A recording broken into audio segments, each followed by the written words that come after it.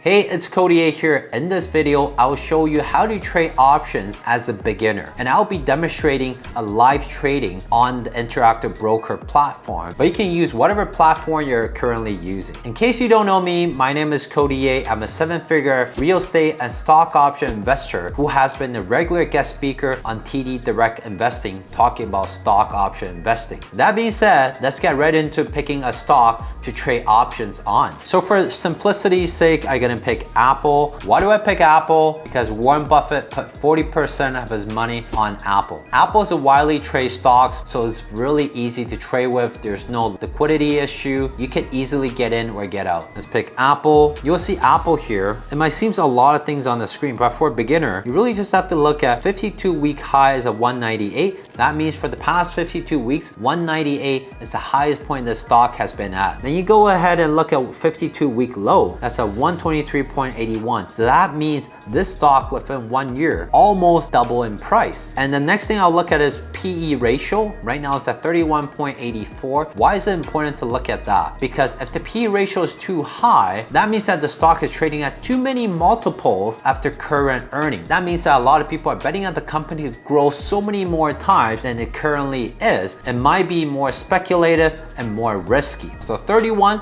is a reasonable amount. The PE ratio for the S&P 500 has been averaging between 16 to 20 for the last 30 years. And since Apple's kind of between growth stock and a stabilized stock that has been making a lot of money over the years, 31% is still quite promising. And the last thing I'll look at is the market cap. Market cap is at $2,962 billion. That is almost $3 trillion. Now my requirement is that I do not invest in any stocks smaller than $20 billion, because the smaller of the market capitalization, the more likely someone can pump and dump the stock with their own agenda. Now let's get into the technical charts here. Turn your phone to the side and it will expand. 5 years, you can see that the stock has been growing from 5 years ago around $50 to now about $190. So that's almost quadrupling in 5 years. That's what we want to look at. In terms of the 1 year chart, didn't grow as much, but like we said early on, almost double, right? From 154 to as high as 198. That's a sign of good stock. You want to see them to continue to grow in the long term for the last 5 years, but most recent 1 year continue to grow as well. And also there's a gear symbol here you can expand on, right? You can see that, I have some technical indicators here, some simple moving average and some Bollinger Bands, and I have some exponential moving average for more intermediate audience here. And I also use RSI to see when the stock is oversold or overbought. And also when you scroll down, you can see the margin requirement here. The initial margin is at 30%, and that's the same as maintenance margin. What does that mean? That means if you want to buy Apple stock, you only need to put in 30% of the money to start with and to maintain. Now, here's the most important part. I do not suggest using margin at all. What that means is that if you want to buy one Apple share, you should have $189.57, but not 30% of that. Why? Because if you only have 30% of the money and you're holding 100%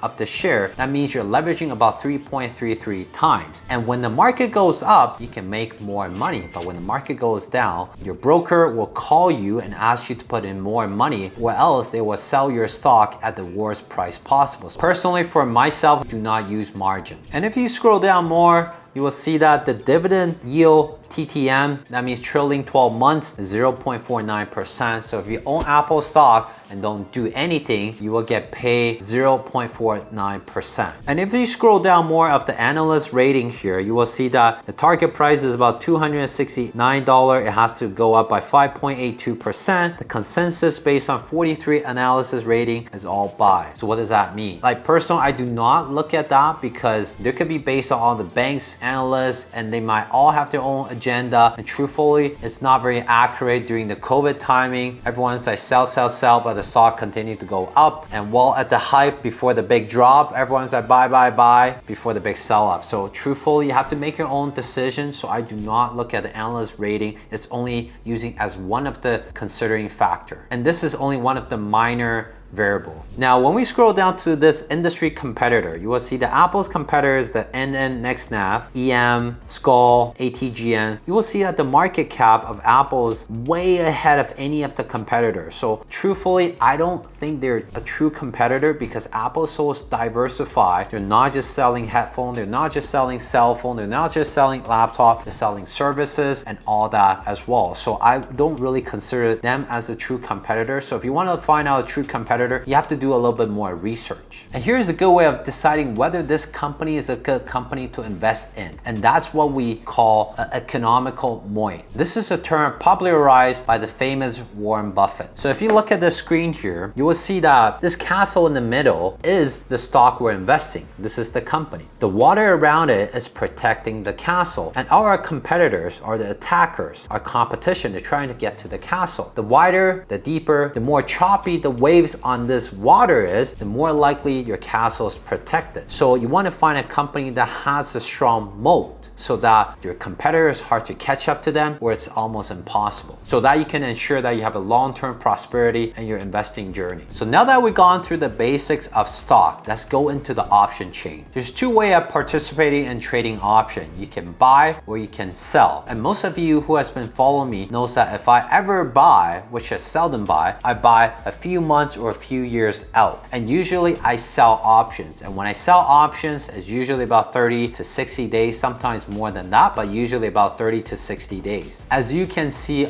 on the option chain, on the top left corner, Apple is trading at 189.57 right now. If I scroll down a little bit, you will see that 189.57, this is what we call at the money, right? And anything lower than 189.57 is what we call in the money. And in the middle is the strike price. This is the predetermined price you agree to buy or sell the stocks at. And on the right side is the put. And as I mentioned earlier, if I ever gonna buy option, I usually go further out, right? At least a few months out, 163 days, or even all the way out to 2 years out if I'm going to buy a call. And if I'm going to sell option, I usually go a bit closer, like I said, 30 days, sometimes up to 60 days, 44 days, 72 days when I'm selling options. That could be selling a call options or selling a put option. And here's the three bars on the left here. You will see that there's all kinds of strategy, right? Calendar spread, vertical spread, diagonal spread. Again, it's not so much for a beginner. You should watch all my video on this channel before you ever get into one of those to know the basics first. And we come down here to the strike display. You want to make sure that you have it on all so that you can see all the strike price. In terms of time period, yeah, just leave it at maximum if you haven't already. And manage column is a very important part where you can decide what column is showcasing on your option chain. So the most basic one is bid, ask, the last price, and delta, right? We'll go more into that. And if you enjoyed the content up to this point, don't forget to click the like button and subscribe, because that will increase your chance of reaching your own version of financial freedom sooner through trading stock options. And just for simplicity's sake, most of you know that I like to sell put options to get into a position, and that's get right back into choosing a strike price. A 185 strike price with the current Apple stock price at 189.57. So what is selling put options on Apple means? That means that I agree to own Apple shares of 185 if the current stock price of 189.57 do drop below 185 by the expiration date. So I'm obligated to buy 100 shares of this stock. And what do I get in return? I get paid $214. Why? Because each option contract I sell controls 100 shares of the stock. So in this case, you times the 100 by 2.14. So now we scroll up, you will see that right in the middle here, you will see a break-even price of 182.85. That's 185 subtract by the premium I get paid for, 2.14. That's my break-even price. And you will see on the maximum return is $214. So that means I get paid $214 up front, and if the stock price stays above the strike price of 185 in 30 days, I get to keep $214 and I get to rinse and repeat. Now you will see that on the left hand side, the maximum losses is a whopping $18,201. So how do we get that number? This number is assuming that if Apple stock ever goes to zero and you bought 100 shares of the stock of 185, subtract by the premium you get paid, hey, this is how much money you can lose. But we already established that in the first place when we sell the put option, is that we want to hold this stock for the long term. And we already did the homework on the company. Warren Buffett owns 40% of this stock. So let's just hope that it doesn't go to zero. Otherwise, we're probably fighting for food. And now you will scroll down more, you will see the probability of profit is 77%. That just means that if I sell the put option, I have a 77% chance that I will get to keep all the premium. And remember earlier I mentioned about the difference between selling and buying option, and why I like selling option more is because when you're selling option, this shows up as red on interactive broker platform. When you're selling option, you're getting paid a premium up front, and that's the cash flow I use to pay my expense. When you're selling put option, you become the casino owner. You are only dealing cards, and you let people take their bets, and you're collecting a rig by the end of each round, and that's how you stay rich and become richer. Now, if you are buying option, that means you are paying a premium. You are the gambler, you are the speculator, you're paying a fee. It's like buying a lottery, right? When you buy a lottery, two things has to be right. The number has to be right, the time has to be right. If either of those are wrong, all the money you put in to buy that lottery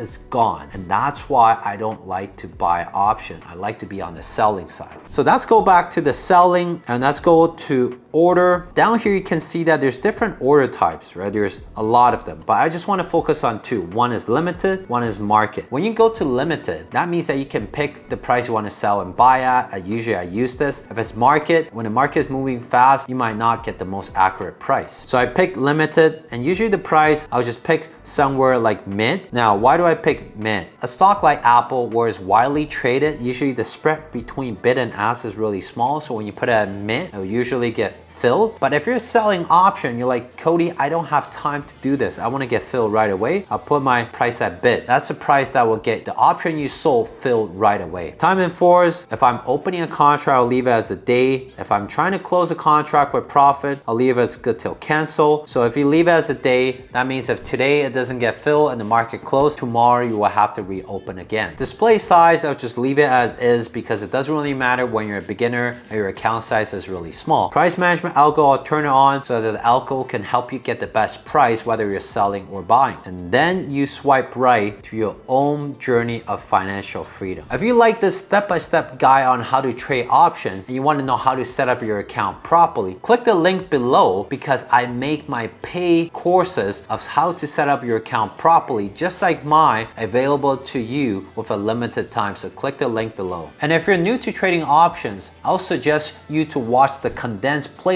of years of my experience trading options to get you to your own version of financial freedom sooner. With that being said, thanks for watching, and I'll see you on the next video. Say yay.